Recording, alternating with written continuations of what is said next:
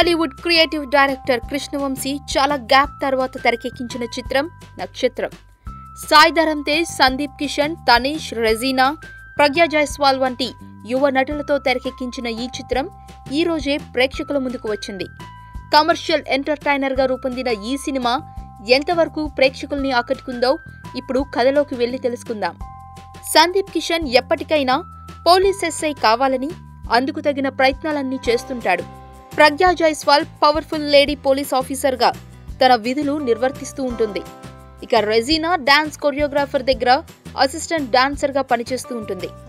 తనీష్ అసాంఘిక కార్యక్రమాలు చేస్తుంటాడు.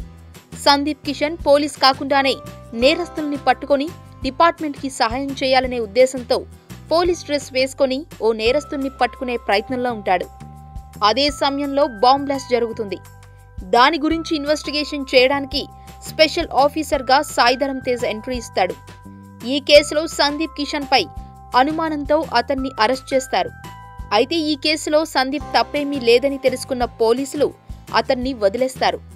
అయితే ఈ బాంబ్ బ్లాస్ట్ కి కారకులు ఎవరు? చివరికి సందీప్ కిషన్ పోలీస్ ఆఫీసర్ అయ్యాడా?